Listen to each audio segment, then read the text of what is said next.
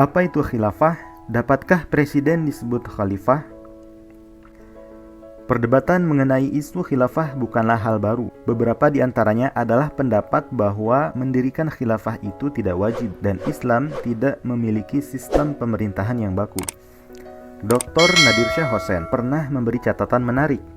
Wajibkah mendirikan khilafah? Tidak wajib. Yang wajib itu adalah memiliki pemimpin. Yang dahulu disebut khalifah, kini bebas saja. Mau disebut ketua RT, kepala suku, presiden, perdana menteri, dan lain-lain. Ada pemelintiran seakan-akan para ulama mewajibkan mendirikan khilafah. Padahal arti kata khilafah dalam teks klasik tidak otomatis bermakna sistem pemerintahan Islam yang dipercayai oleh para pejuang pro-khilafah. Masalah kepemimpinan ini simpel saja. Nabi mengatakan kalau kita pergi bertiga, maka salah satunya harus ditunjuk jadi pemimpin. Tidak ada nas yang qat'i di dalam Al-Quran dan hadis yang mewajibkan mendirikan sistem pemerintahan Islam. Yang disebut khilafah sebagai sistem pemerintahan Islam itu sebenarnya hanyalah kepemimpinan yang penuh dengan keragaman dinamika dan format. Tidak ada format kepemimpinan yang baku. Dengan mempelajari sejarah, kita akan mengetahui bahwa sesungguhnya pernyataan itu berulang dengan pola yang sama meskipun aktornya berbeda.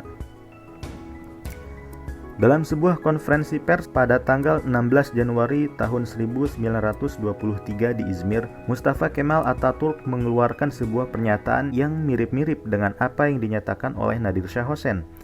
Kemal berusaha menegasikan khilafah dengan justifikasi dalil-dalil agama.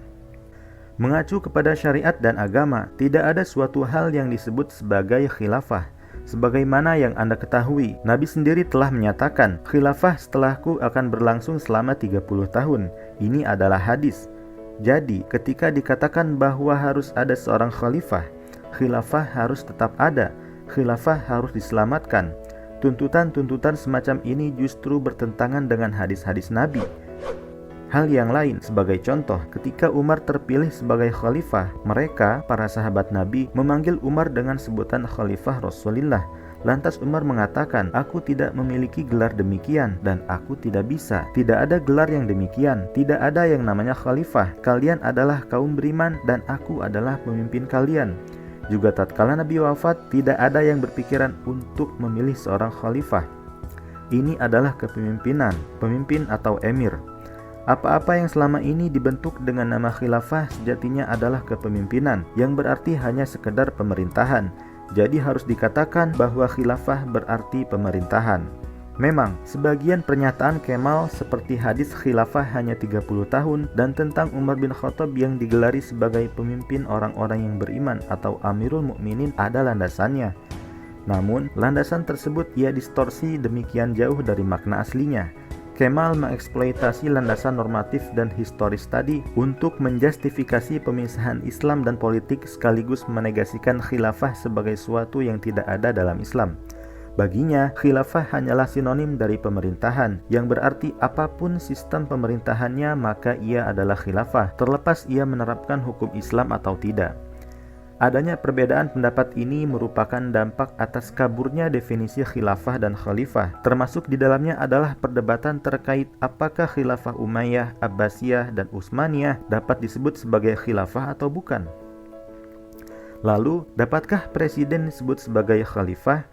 Dalam khazanah Islam, khalifah merupakan gelar untuk pemimpin kaum muslim seluruh dunia setelah wafatnya Rasulullah. Dalam Quran surat Al-Baqarah ayat 30, Allah berfirman, "Dan ingatlah ketika Tuhanmu mengatakan kepada para malaikat, sesungguhnya aku hendak menjadikan di bumi ini seorang khalifah."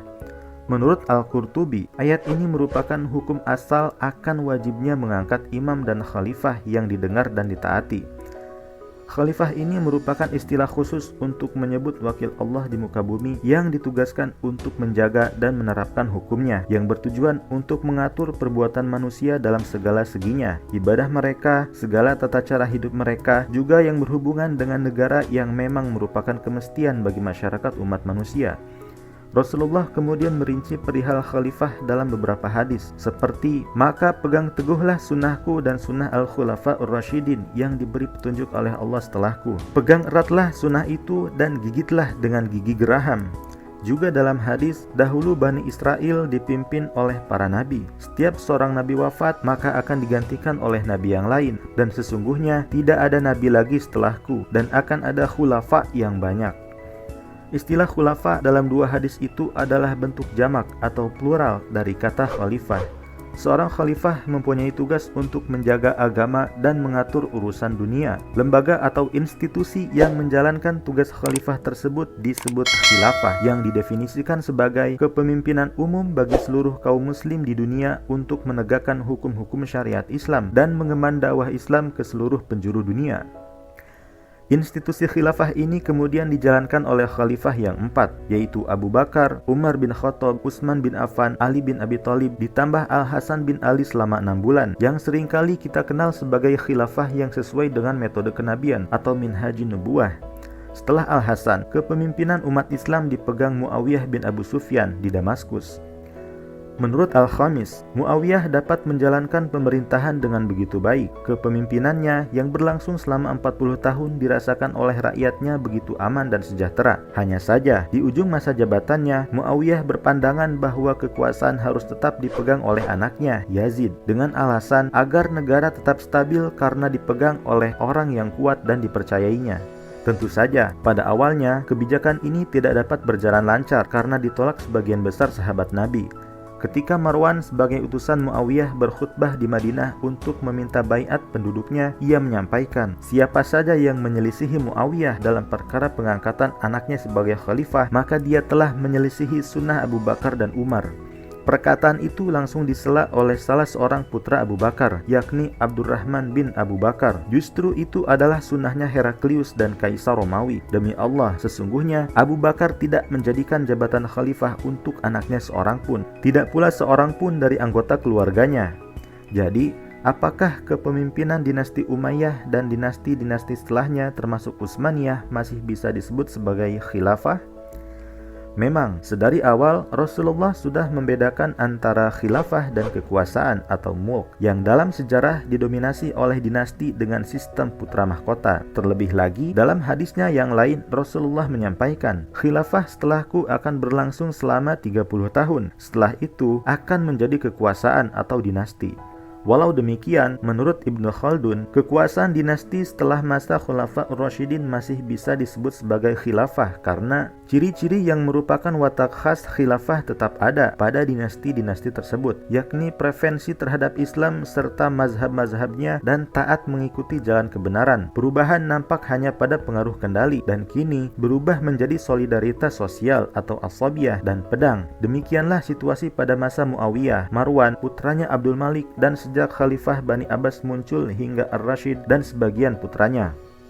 Salah satu instrumen terpenting yang menjadikan penguasa-penguasa dinasti pasca Khulafaur Rasyidin tetap disebut sebagai khalifah adalah tetap eksisnya prosesi baiat sebagai metode khas pemilihan pemimpin dalam Islam. Tidak pernah ditemukan seorang khalifah yang menguasai kepemimpinan negara tanpa baiat.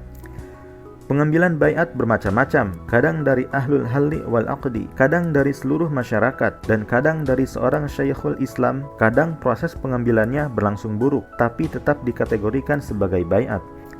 Di samping itu, secara tekstual, hadis yang menyebutkan bahwa khilafah hanya berlangsung selama 30 tahun bertentangan dengan hadis lain. Misalnya, seperti hadis yang diriwayatkan Jabir bin Samurah, di mana Nabi menyebutkan bahwa sampai hari kiamat, umat Islam akan dipimpin oleh 12 orang khalifah dari Quraisy. Padahal, selama masa Khulafaur Rasyidin, hanya ada 5 orang khalifah termasuk Al-Hasan bin Ali. Dari sini dapat diambil kesimpulan bahwa yang dimaksud Nabi sebagai khilafah yang hanya berumur 30 tahun adalah masa Khulafaur Rasyidin, persis seperti yang dinyatakan oleh Rasulullah. Khilafah Rasyidah setelahnya benar-benar berjalan selama 30 tahun, di mana kekuasaan Abu Bakar terentang selama 2 tahun, Umar selama 10 tahun, Utsman selama 12 tahun, Ali selama 5 tahun, dan digenapkan oleh kekuasaan Al-Hasan bin Ali selama 6 bulan sampai Rabiul Awal tahun 41 Hijriah atau 662 Masehi.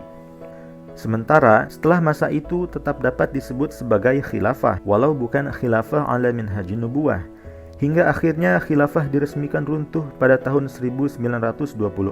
Ia belum tegak kembali hingga hari ini, dan kita tentu saja juga belum kembali dipimpin oleh seorang khalifah pun, yang tentu saja tak bisa disamakan dengan presiden, perdana menteri maupun raja.